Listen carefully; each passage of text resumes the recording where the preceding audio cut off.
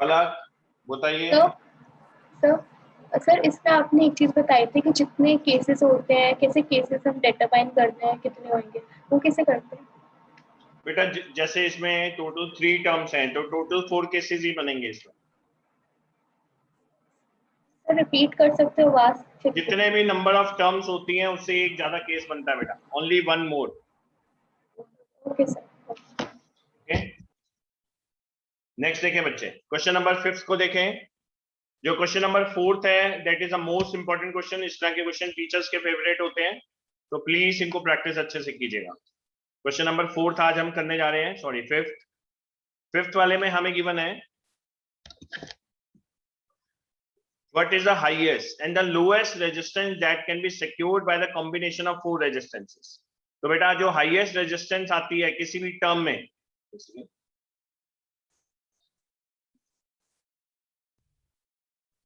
जो highest resistance आती है वो होती है आपकी सीरीज में। हाईएस्ट रेजिस्टेंस हमेशा किस में होती है? सीरीज में। इनका अगर आप सीरीज कॉम्बिनेशन लेंगे सभी का, तो ये बन रहा है आपका 4 + 8 + 12 और प्लस कितना है 24। तो इनका जो हाईएस्ट वैल्यू जो स्टूडेंट्स इनकी बन गई दैट इज 48 ओम्स। मैं क्वेश्चन नंबर 5 करवा रहा हूं अभी। वो बन गई आपकी 48 ओम्स। सीरीज में हमेशा हाईएस्ट रेजिस्टेंस आती है और पैरेलल में हमेशा लोएस्ट रेजिस्टेंस आती है। लोएस्ट सबसे छोटे वाली रेजिस्टेंस 4 है ना, तो इससे भी कम वैल्यू आएगी इसकी, चेक कर लेना चाहे आप। 1/4 + 1/8 फॉर्मूला होता है पैरेलल में 1/R1 1/R2 1/R3, सॉरी एक तो बेटा टाइमली ज्वाइन किया करो, आप लोग बहुत डिस्टर्ब करते हैं कई स्टूडेंट्स बीच में आके। ये नेक्स्ट वैल्यू है आपकी 12 और नेक्स्ट वैल्यू है आपकी 24। अब इन सबका एलसीएम कितना आएगा स्टूडेंट्स? 24। ठीक है ना? तो यहाँ पे ये पहला वाला बन जाएगा 6, नेक्स्ट वाला आपका बनेगा 3, नेक्स्ट वाला बनेगा 2 और 24 वाला बनेगा 1। तो ऊपर जो बन गया आपका 12 बन गया और डिवाइडेड बाय 24। तो ये जो वैल्यू आपकी आ रही है ये बन गई रेजिस्टेंस इन पैरेलल। अब रेसिप्रोकल कर दिया देखो सर ने, तो ये बन जाएगा 24 डिवाइडेड बाय 12। 2 आ गया ना बेटा, 0 कहाँ आ गया? 2 नहीं सर 0.2 करने वाला था। Okay sir, yes sir. वो तो रेसिप्रोकल करना होता ना।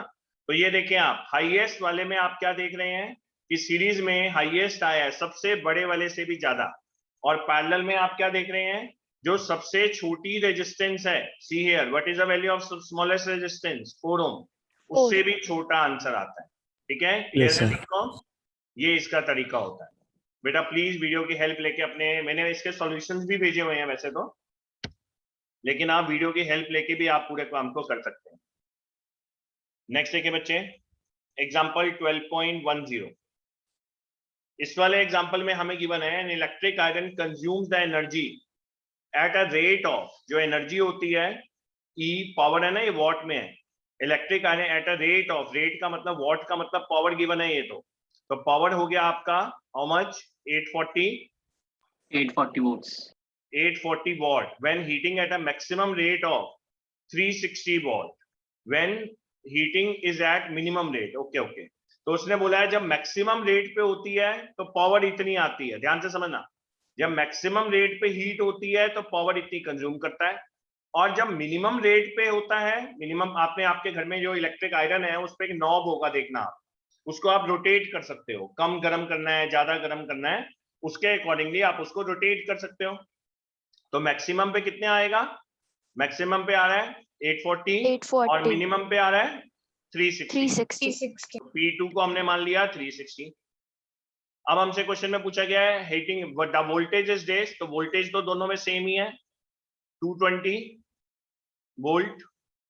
What are the current in the resistance, तो पावर का इस वाले केस में क्या फॉर्मूला बन जाएगा? पावर इक्वल टू लगाओगे VI, power equal to VI वाला फॉर्मूला लगाओगे आप। तो I1 जो आ जाएगा स्टूडेंट्स आपका वोल्टेज है 220 और वोल्टेज 220 है देखो इधर, और पावर जो है 840, I equal to P by V हो गया students, I equal to P by V. तो डेसिमल से डेसिमल कट गया, ये बन जाएगा 11 और ये बन जाएगा 42, 11 डिवाइडेड बाय 42। अब आप इसको डेसिमल में कन्वर्ट कर लेना, और डेसिमल में कन्वर्ट करना भी जरूरी है स्टूडेंट इसको, 42, ठीक है,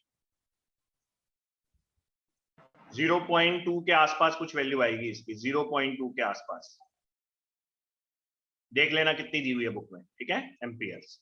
नेक्स्ट Sir, वाला it should be 840 upon 220 P Yes, sir. Power, Yes, sir. P because it's upon a V. power upon volt. Yes yes, मैं गलत कर दिया इसमें, ये आएगा बेटा I equal to power upon V, तो 840 ऊपर आएगा आपका,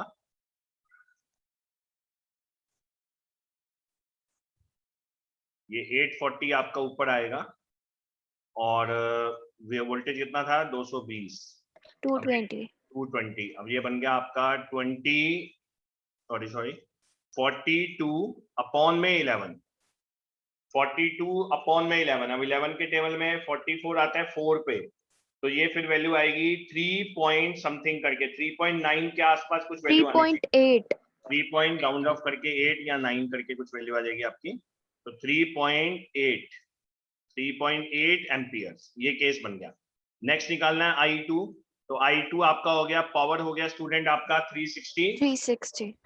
तो पावर की वैल्यू अब आप ऊपर डाल दें 360, और वोल्टेज जो है आपका वो है 220, 0 से 0 कर गया, ऊपर बन गया 18/11, 18/11, ठीक है। अब इसकी वैल्यू अब आप चेक कर लेना, ये अप्रोक्सीमेटली आएगी 1.6 के आसपास, 1.6 के आसपास वैल्यू आएगी आपकी, 1.6 एम्पियर।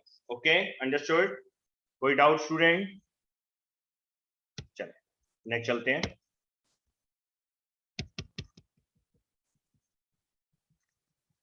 एग्जाम्पल 12.11, इसमें दिया हुआ है 100 joule of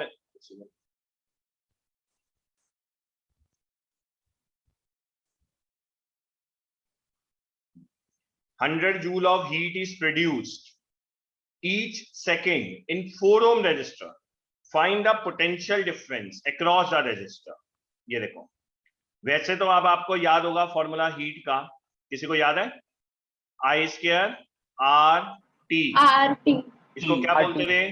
joules law of heating, joules law of heating. Okay, लेकिन हमें यहाँ पे जो निकालना है, रेजिस्टेंस गिवन है, हमें find the potential difference across the resistor, हमें यहाँ पे पोटेंशियल डिफरेंस निकालना है। पोटेंशियल डिफरेंस कैसे निकालोगे?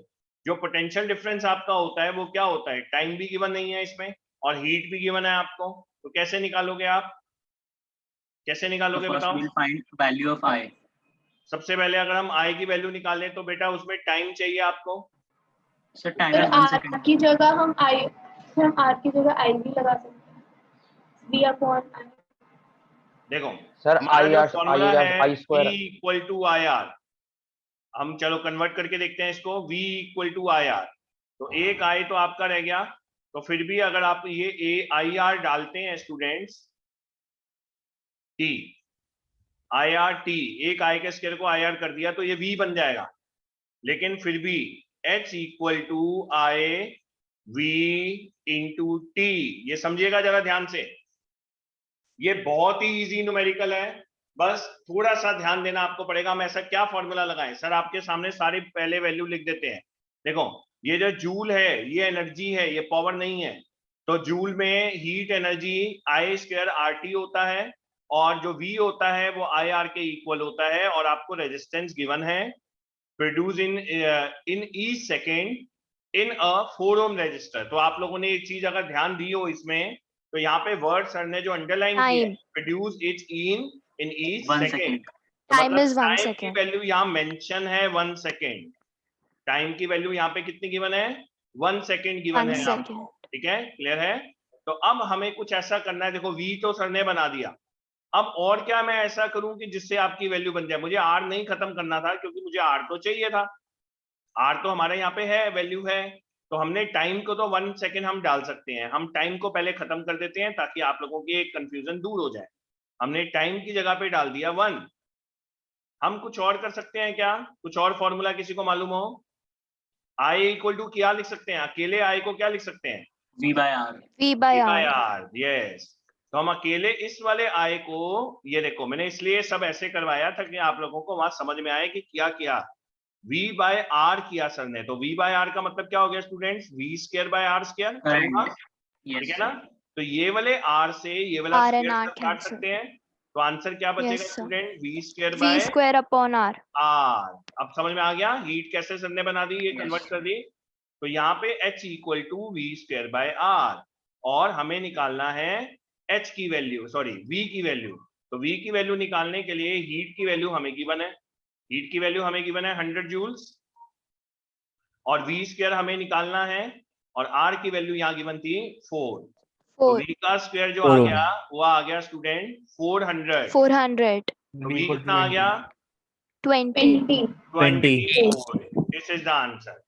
ओके, तो ये अंडरलाइन जो मैंने किया है, इस वर्ड की तरफ गौर करना है यार। टाइम ये दिया हुआ है 1 सेकेंड, ई सेकेंड का मतलब 1 सेकेंड, और सर ने आई को रिप्लेस किया क्योंकि आई तो मेरे पास है ही नहीं, आर मेरे पास है, तो सर ने आई को रिप्लेस कर दिया, I equal to B by R. Clear है? क्लियर? चलो Yes, sir. नेक्स्ट चलते हैं बेटा।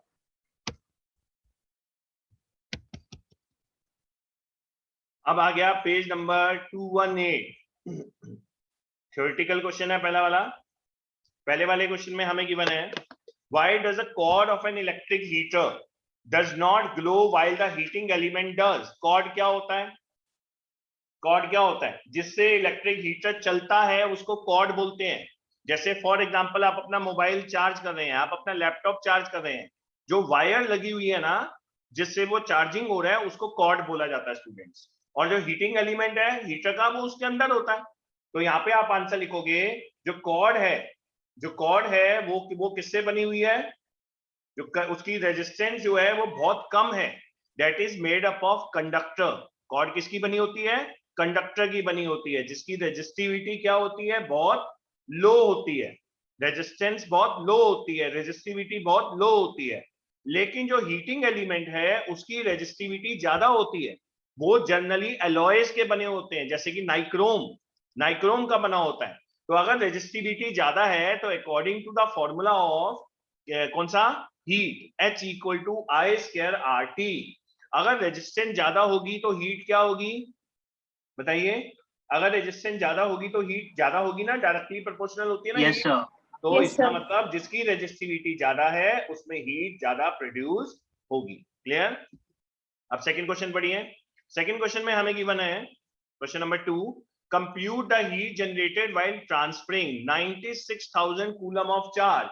तो यहाँ पे जो आप लोगों को क्वेश्चन नंबर सेकंड में गिवन है वो है Q की वैल्यू आप लोगों को गिवन है 96,000 कूलम। आगे देखें आप, और टाइम आपको गिवन है 1 आवर। टाइम आपको गिवन है 1 आवर, तो 1 आवर को 1 सेकंड में कन्वर्ट करने के लिए आंसर बन 60 जाएगा seconds. 3600 Yes, sir. Second. 3600 seconds. ठीक है, और पोटेंशियल डिफरेंस आप लोगों को गिवन है 50 वोल्ट, और निकालना क्या है? Compute the heat generated. अब आप लोगों को इसमें हीट निकालना है, तो हीट निकालने के लिए H equal to I square R T. लेकिन अब यहाँ पे बात आती है कि भैया हमें तो वोल्टेज गिवन थी, हमें तो ये गिवन है, चार्ज गिवन है, तो हम ऐसा क्या फॉर्मूला बनाएं जिससे कि ये वैल्यू बन जाए। तो सर ने क्या किया, I equals Q by T. Sir Q upon T से वोल्टेज भी तो गिवन है बेटा, वोल्टेज भी तो गिवन है। अब देखो एक बार इधर देखो, इधर देखो आप, आई की जगह पे सर ने क्या डाल दिया? आई को अकेला छोड़ दिया, इस वाले आई को आर के साथ लगा दिया सर ने, बस इसको ऐसे कर दिया। अब ये वैल्यू क्या बन गई आपकी? आई आर क्या होता है स्टूडेंट्स बताओ? V. V. तो VIT बन गई, VIT बन गई। लेकिन अभी भी सर के पास आई नहीं है, अभी भी सर के पास आई नहीं है ना, तो सर आई की जगह पे क्या डाल सकते हैं? What is I? Q I क्या upon होता T. है? I equal to Q by T. Q by T. I equal to Q by T.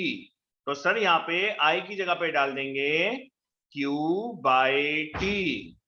बेटा मैं कोई भी फॉर्मूला आपको रट्टा नहीं मरवा रहा, क्योंकि जो बेसिक फॉर्मूला है वो ही रहेंगे, बाकी फॉर्मूला आपको need of the this numerical उसके अकॉर्डिंगली खुद प्रिपेयर करने पड़ेंगे। टाइम से टाइम कैंसिल हो गया, टाइम से टाइम आपका कैंसिल हो गया। अब Q कितना है? What is Q? 96,000 coulomb 96,000 coulomb, और मल्टीप्लाई करोगे इसको 50 से, 50 वोल्ट 50 वोल्ट 9 इंटू 96 इंटू 5 करो तो बनना चाहिए 480, 480। 480 तो ये बन गया। अब कितने जीरो और हैं? 1 2 3 4 4 zeros. और 4, 4 like मतलब 480 इंटू 10 की पावर Joules. 4 बन गया, 10 की पावर 4। और अगर इसको राउंड ऑफ करके साइंटिफिक नोटेशन में लिखो 4.8 इंटू 10 की पावर 6 जूल्स। ठीक है, हीट एनर्जी किस में आती है? जूल्स में आती है। तो Joules. फॉर्मूला आप लोगों ने देख लिया। तो हीट का एक नया फॉर्मूला आज आपने देखा, H इक्वल टू, अपने न्यूमेरिकल के साइड में लिख लेना इसको, अगर याद रहे तो सबसे बढ़िया है। H equal to Q into V, H equal to Q into V. ठीक है, क्योंकि ये एनसीईआरटी में सॉल्व हो रहा है, तो अगर डायरेक्टली याद कर लो तो कोई मार्क्स नहीं काटेगा, डायरेक्टली लिख सकते हो आप। क्लियर है? कोई डाउट इस न्यूमेरिकल में? कोई डाउट है? नहीं, चलो नेक्स्ट चलते हैं बेटा। क्वेश्चन नंबर 3 रीड कीजिए जब तक आप। N electric iron of resistance 20 ओम, तो रेजिस्टेंस हमें गिवन है, रेजिस्टेंस हमें गिवन है इसमें 20 ओम्स। आगे देखो और क्या क्या गिवन है। Current drawn Current. By an electric iron, I given है, आई कितना गिवन है? 5 5 ampere एम्पियर। और टाइम कितना गिवन है? 30 सेकेंड। 30 seconds. seconds 30 seconds. अब निकालना क्या है इसमें? Calculator heat. Heat develop. heat develop इसमें तो डायरेक्ट फॉर्मूला लग जाएगा, Direct H formula. Equal Yes. To I square I square RT RT। I की वैल्यू है 5, तो ये सर ने कर दिया 5 का स्क्वायर। R की वैल्यू गिवन है 20, और 20, टाइम कितना गिवन है? 20. टाइम 30, 30। 30. तो ये बन गया बच्चे आपका 5 5 का 25, 25 20 मल्टीप्लाई बाय 30, 30. ये बन जाएगा 25 दूनी 50, 50 ये 15, 15,000 ये आ joules जाएगा 15,000, 15,000 joules. This is the answer students. Easy है, समझ में आ रहा है numerical? Yes, sir. yes sir चलो आगे चलते हैं फिर।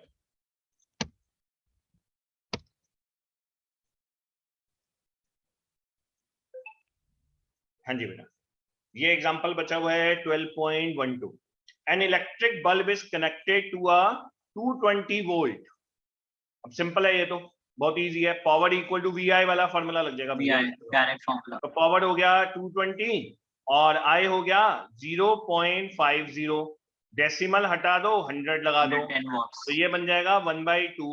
तो आंसर बन गया 110 110 watts. ठीक है, वोल्ट नहीं सॉरी वॉट बनेगा, सॉरी Sir, watts. हाँ बेटा सर से गलती हो गई, एक मिनट तो ये बनेगा वॉट। ठीक है, पावर वॉट में होता है। नेक्स्ट देखिए बच्चे, नेक्स्ट आ जाए। एन इलेक्ट्रिक रेफ्रिजरेटर रेटेड इतना, तो ये क्या होता है? वॉट में क्या होता है? पावर होती है, power equal to 400 watt, operates 8 hours a day, time given है 8 आवर्स, और what is the cost of energy operate for 30 days. अब जब भी एनर्जी वाला फॉर्मूला होता है तो 9th क्लास में भी मैंने आप लोगों को करवाया था, energy equal to power into time. अकेला ऐसा जो एनर्जी आता है, एनर्जी का कमर्शियल यूनिट क्या होता है? kilowatt hour किलोवाट आवर जब भी कॉस्ट निकालने की बात आ जाए वो कमर्शियल यूनिट होता है, ये ऐसा यूनिट नहीं है, कमर्शियल यूनिट है। तो आपने पावर निकाली कितनी थी? 400, और डिवाइड करेंगे 1000 से। क्यों कन्वर्ट किया सर ने 1000 से? क्योंकि we have to find into kilowatt hour. kilowatt Yes, hour क्योंकि ये वॉट में था, किलोवाट में कन्वर्ट करना है। और टाइम कितना गिवन है? 8 आवर्स। और 8 कितने hours. दिन की एनर्जी है? 30 days। 30 days 30 days. तो सर ने ये 2 0 से 2 0 कैंसिल, 1 0 से ये वाला 0 कैंसिल। अब ये बन जाएगा आपका 3 4 दा 12, 24 12 8 दा 100। 26 आता है, मैं ये देखता हूँ टेबल कितने अच्छे आते हैं आप 96. लोग। हाँ जी 96. अच्छा जी, Sir, 96. 96 क्या आएगा unit? kilowatt hour kilowatt hour kilowatt hour kilowatt Or hour. units. ठीक है, किलोवाट आवर। अब कॉस्ट कितनी निकलेगी? कॉस्ट आएगी आपकी into 3 96 Into 3, yes. Multiply by 3। 96 को 3 से मल्टीप्लाई कर देना, तो कितना आ गया? 288 rupees. 288. Plate. 288 rupees. Okay, this is the answer. Clear सबको? Easy है?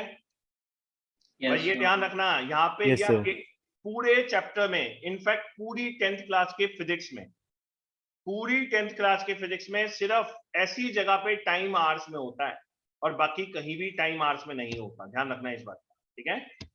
नेक्स्ट देखो बेटा, नेक्स्ट आता है पेज नंबर कौन सा था ये, 209। Page number 209। अपना एनसीईआरटी अपने साथ खोल के रखा करो, तभी समझ में आएगा आप लोगों को। पेज नंबर 209 मिल गए? 209 Yes, sir. नहीं होना चाहिए यार, 219 है। 220. 219 या 220। तो पहला क्वेश्चन दिया हुआ है, what determines the rate at which the energy is delivered by a current. कौन डिटरमाइन करता है? Electric Electric power. power. तो आंसर होता है electric power. Power equal to V I, power equal to I square R. कितना current जा रहा है तो उसको बोला जाता है इलेक्ट्रिक पावर। नेक्स्ट देखें, नेक्स्ट वाले में है, an electric motor takes 5 ampere 220 volt line, determine the power of the motor and energy consumed in 2 hours. एक तो हमें पावर निकालनी है, तो ये तो डायरेक्ट फॉर्मूला लग गया, power equal to V I. Voltage कितना गिवन है? 220। करंट कितना है? 5। 5. तो जब भी हम 5 से करते हैं 1100 आता है, 1100 वॉट। अब नेक्स्ट निकालनी है इलेक्ट्रिकल एनर्जी। इलेक्ट्रिकल एनर्जी होता है पावर, पावर हो गई 1100 और डिवाइडेड बाय, चलो इसमें आप 1000 से डिवाइड करोगे, क्यों? इलेक्ट्रिकल एनर्जी हमेशा कमर्शियल यूनिट में निकालना। और टाइम कितना गिवन है? 2 आवर्स। 2 hours. 2 0 से 2 0 कैंसल, ये बन जाएगा आपका, कितना बन गया? 2.2 kilowatt hour. 2.2 kilowatt hour. Kilowatt our, ये ऐसा यूनिट आएगा, sorry commercial unit, kilowatt hour. ठीक है, समझ में आ रहा है सबको? Yes, sir. तो यहाँ पे आपके मेरे ख्याल से बुक के सारे न्यूमेरिकल खत्म हो गए, अब बैक एक्सरसाइज के रह गए। अब आते हैं मेन न्यूमेरिकल बेटा, यहाँ से थोड़ा लेवल हाई हो जाएगा, तो जरा ध्यान से समझिएगा, यहाँ से थोड़ा सा लेवल हाई हो जाएगा बैक एक्सरसाइज में। अब ध्यान से क्वेश्चन को रीड कीजिए। A piece of wire of resistance R, एक पीस ऑफ वायर है जिसकी रेजिस्टेंस आर है, जिसको आपने 5 इक्वल पार्ट्स में काट दिया। अब बेटा एक रेजिस्टेंस को अगर आप 5 इक्वल पार्ट में काटोगे तो हर किसी की रेजिस्टेंस कितनी बन जाएगी? Each resistance R/5। तो ईच रेजिस्टेंस जो हो गई आपकी,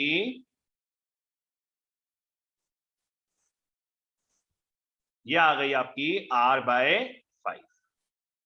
ठीक है जी। अब आगे करते हैं। अब सर ने क्या किया, इस R/5 को मैं थोड़ा अलग तरीके से करता हूं, जो सॉल्यूशन भेजा उसमें ऐसा नहीं होगा, उसमें उन्होंने सीधा R/5 यूज किया हुआ है। मैंने R/5 को x मार्क कर दिया जानबूझ के, कैलकुलेशन में मुझे बार बार R/5 नहीं लिखना पड़ेगा। अब इन 5 टुकड़ों को जो उन्होंने काटा है किसमें लगाया? रीड करो क्वेश्चन में, किसमें लगाया? combination. Parallel Parallel combination. Parallel तो इन combination. 5 को उन्होंने पैरेलल कॉम्बिनेशन में लगाया और जो रेजिस्टेंस आया उसको उन्होंने R' से मार्क किया। तो जो पैरेलल कॉम्बिनेशन का जो रेजिस्टेंस आएगा R', उसको 1/R' मार्क किया। अब सर ने बार बार 1/R5 लिखने की बजाय सर ने एक ही बार ऐसे लिख लिया x, तो 1/x plus 1/x dot dot dot, कितनी दफा लिखूंगा इसको मैं? 5 टाइम्स। 5 टाइम्स, तो 5 इंटू 1/x। ठीक है, यहां तक समझ में आ रहा है सबको? तो ये कितना बच गया बच्चों? 5/x। 5/x. आप देखो, अब सर इसका रेसिप्रोकल कर देंगे तो R' कितना हो गया students? X by X 5. by 5। X by 5. अब x की वैल्यू क्या है देखो इधर, R/5. R/5। ये R/5 डिवाइड बाय 5। अब ये 5 और 5 आपस में Multiply. मल्टीप्लाई, तो ये कितना बच गया? R/5। 25. R/25. लेकिन हमें रेशियो किसकी निकालनी है? हमें निकालनी है R/R' की। हमने निकाला R', अब हम रेशियो निकालते हैं। तो R/R', R की वैल्यू है R/25 और R' जो है, सॉरी ये सर गलत लिखते हैं, R की वैल्यू तो R ही है, R तो R ही है, रेजिस्टेंस ओरिजिनल, R की वैल्यू तो R ही है, R' की वैल्यू कितनी है? R/25। 25. ठीक है, ये ध्यान रखना, ऊपर R रखना है और नीचे R' रखना है। अब ये देखो सर ने क्या सिखाया हुआ है, डिवाइड का डिवाइड, डिवाइड का डिवाइड, ऊपर जाके क्या हो जाता है, Multiply. Multiply Multiply. तो ये वाला r से r कैंसल, ऊपर आंसर Cancel हो क्या जाएगा। बन गया 25 25 1, तो ऑप्शन होगा कौन सा है, D part, D D part. D part. D. ठीक है, बस मैंने जो सॉल्यूशन भेजा है उसमें और इसमें इतना अंतर है कि मैंने इसको x मान लिया, वहां पे 1/r5 1/r5 करके किया हुआ, ठीक है, बस इतना ही डिफरेंस है। नेक्स्ट देखोगे, ये तो इजी है, डायरेक्ट आंसर दे सकते हो। इसमें लिखा गया है which of the following terms does not represent the electrical power, इनमें से कौन सा फॉर्मूला नहीं है इलेक्ट्रिकल पावर का, VI. VI. R square VI नहीं होता पावर का, वो होता है, VI होता है So B part, IR square. IR square B part तो सेकेंड वाले का आंसर होगा IR का स्क्वायर, ठीक है। अब आगे चलते हैं, हम थर्ड वाला देखते हैं। थर्ड वाला थोड़ा लंबा न्यूमेरिकल है, ध्यान से समझना और डिफिकल्ट भी है। Electric bulb rated 220 volt 100 what, when it is operated on 110 volt the power consumed will be, इनमें से कौन सी पावर कंज्यूम होगी, पहले जो पावर थी बल्ब की वो कितनी थी, 100 watts 100। 100. पावर जो पहले थी वो किस फॉर्मूला से निकलेगी, P equal to V I, P equal to VI. V square by R, बोलो बेटा कौन से वाला फॉर्मूला से निकालोगे, P equals VI P equal to VI. P equal to V I. लेकिन एक बात ध्यान रखना, अब आपको यहाँ कुछ भी मेंशन नहीं है, पैरेलल है कि सीरीज है, लेकिन बल्ब की एक चीज, करंट कांस्टेंट नहीं रहता, करंट चेंज होता है, लेकिन जो बल्ब का खुद का कॉइल का रेजिस्टेंस है वो सेम रहेगा, क्योंकि जो बल्ब के अंदर जो कॉइल डाल दी गई है वो तो सेम लेंथ की है, सेम एरिया की है, तो उसका क्या कांस्टेंट रहेगा, रेजिस्टेंस सेम रहेगा, ध्यान रखना ये बात। तो इस वाले में जो फॉर्मूला हम लगाएंगे वो लगाएंगे P equal to V square by R, I वाला नहीं लगाएंगे। आई जो होता है वो वोल्टेज के अप डाउन होने से चेंज हो जाएगा, 220 वोल्ट पे करंट अलग होगा, 110 वोल्ट पे करंट अलग होगा, ध्यान से सुनना। ओम्स लॉ के accordingly V is directly proportional to I था, जितना करंट चेंज होगा उतना वोल्टेज, जितना वोल्टेज चेंज होगा उतना करंट, तो इसलिए हमने फॉर्मूला यूज किया P equal to V square by R. तो अब हम इधर से निकालेंगे R, तो R का फॉर्मूला क्या बन गया, R equal to V square by V square I P part अब V का स्क्वायर कितना हो गया, V का स्क्वायर आपका बन जाएगा 220 मल्टीप्लाई बाय 220, और पावर कितनी गिवन है बल्ब की, 100 watts 100 100 वॉट। watt. ये दो जीरो से ये दो जीरो सर ने कैंसिल कर दिए, 22 आता है 484 484 ठीक है। ये आ गया आपका रेजिस्टेंस निकाला ना, वॉट नहीं, ओम्स आएगा, ओम्स, ये वैल्यू आ गई आपकी ओम्स, ठीक है।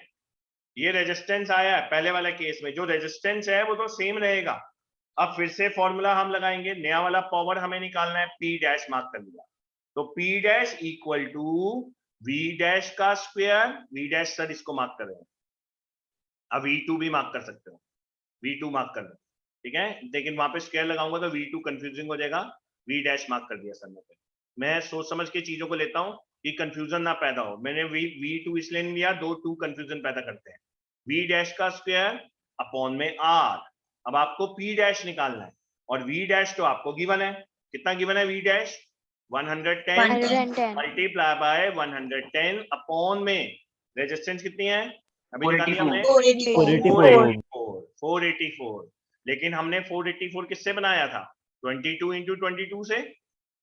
yes देखो sir मैं कैलकुलेशन को और आसान इसलिए करता हूं क्योंकि मैं मल्टीप्लाई नहीं करना चाहता फालतू में, डिवाइड नहीं करना चाहता, क्योंकि मुझे पता है 11 के टेबल में 22 आता है, तो 11 10 दा और 11 2 दा 2. और 11 10 दा और 11 2 दा। देखो बेटा सॉल्यूशन में आपको आंसर जरूर मिल जाएगा, लेकिन ये वे ऑफ कैलकुलेशन अगर आप सीखेंगे ना तो इससे पेपर बहुत आसान हो जाता है। ऊपर कितनी वैल्यू बच गई, 100. 25 watts 100 डिवाइड 100 बाय upon 4 25. कितना आ गया answer, 25 25 what, watts. Answer is 25 what, What? ठीक है, समझ में आ गया सबको। yes sir ध्यान रखना, Yes, sir. सर ने क्यों रेजिस्टेंस का फॉर्मूला लिया है, दोबारा बताओ मुझे, सर ने VI क्यों नहीं लिया? Sir, because it is constant. Resist- Resistance is Because current constant. cannot be constant in an electric bulb. Resistance in this case is constant because the bulb remains same. In this case हमेशा resistance constant नहीं रहती है. In this case the bulb is same, जिसको पहले 220 volt पे चलाया गया और बाद में 110 वोल्ट पे चलाया गया. सर ने आपको याद है, सर ने एक चीज बताई थी, आपका मोबाइल धीरे धीरे चार्ज होगा, बताया था? Yes, sir. बताया था ना, ट्रेन के अंदर आपका मोबाइल के चार्जिंग Yes, स्लो हो sir. जाती है. देख लो अब यहाँ पे स्लो हो गई. उसको पावर कितनी मिल रही है? पावर कितनी मिल रही है? 25 वॉट. 25 मतलब 1/4 टाइम्स कम हो गई. रेशियो भी पूछ सकते हैं. 1/4 टाइम्स कम हो गई. ठीक है, पावर इतनी कम हो जाती है वोल्टेज कम करने से. नेक्स्ट देखो, अब आ जाओ क्वेश्चन नंबर 4. पहले क्वेश्चन नंबर 3 को लिख लो, इंपॉर्टेंट. अब क्वेश्चन नंबर 4 को लिख लो, मोस्ट इंपॉर्टेंट. जनरली टीचर्स इसका आंसर आपको शायद कुछ और बताएं, लेकिन मैं जो करा रहा हूं वेरी मच कॉन्फिडेंट कि मेरा आंसर सही है, मेरा मेथड सही है. 99% स्कूल्स में सही करवाया जाता है. 1-2% कुछ स्कूल्स हैं जिनकी टीचर इस आंसर को गलत करती हैं, मतलब गलत तरीके से बताती हैं. इसका आंसर बच्चों आता है 1/4. ये मैं आपको पहले बता रहा हूं.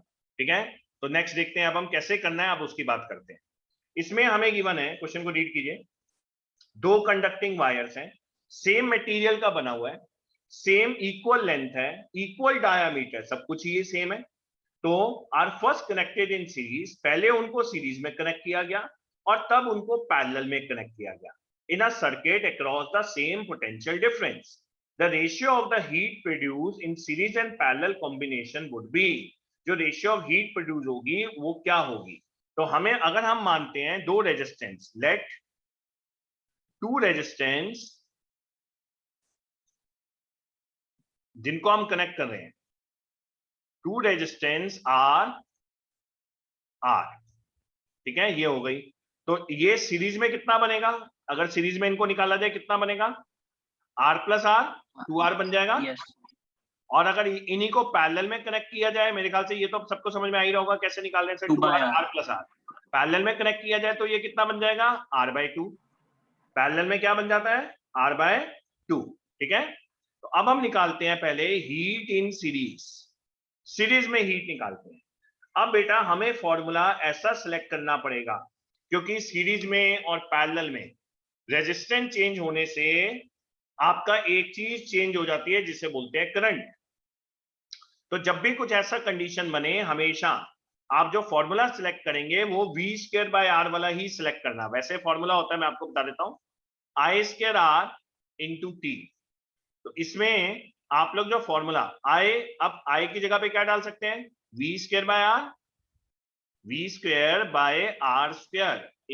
R. जब भी हीट से रिलेटेड कुछ भी आए, आप हमेशा ऐसे वाले न्यूमेरिकल्स, उसमें यही फॉर्मूला यूज करना. T, R² से R कैंसल, तो फॉर्मूला क्या बन गया इस केस में? V²/R V²R. V²R. × T. V²/R × T. अब R की वैल्यू कितनी गिवन है इस वाले केस में? सीरीज वाले में ये सीरीज है, RS लिख देता हूं मैं. 2R. 2R. यहाँ पे जो हमारा फॉर्मूला बन गया वो बन गया V² टाइम अपॉन में 2R. अब हम लेते हैं केस पैरेलल का. ध्यान से समझना, टाइम लास्ट मिनट है, लास्ट न्यूमेरिकल है ये. पैरेलल वाला केस. अब पैरेलल वाले केस में भी हम सेम फॉर्मूला लगाएंगे, V² अपॉन में, पैरेलल वाले केस में कितना बन जाएगा ये? R parallel R/2. R/2 parallel into time. R parallel into time. तो V², RP जो हमें गिवन था वो गिवन था R/2 और टाइम T. अब हमें रेशियो निकालनी है. हम पढ़ते हैं किसकी रेशियो पहले लिखनी है? सीरीज की, फिर पैरेलल की. तो हमने ऊपर लिखा HS और नीचे लिखा H पैरेलल, HS और H पैरेलल. तो ऊपर लिखेंगे V² T divided by 2R और डिवाइड करेंगे इसको V² divided by R/2 into time period. अब देखो V² से V² कैंसल, टाइम से टाइम कैंसल. ठीक है, अब डिवाइड का डिवाइड ऊपर आके मल्टीप्लाई हो जाता है. ये डिवाइड का डिवाइड ऊपर आके क्या हो जाता है? मल्टीप्लाई. तो ये बन जाएगा ऊपर आके R/2 और divided by 2R, divided by 2R. तो ये बन जाएगा बच्चों आपका 1/4 और R अपॉन में R. R से R कैंसिल हो गया, तो सबने आंसर क्या बताया था, क्या बनेगा 1:4. 1/4। दिस इज आंसर बच्चा, ठीक है, ये आंसर बनेगा। तो जो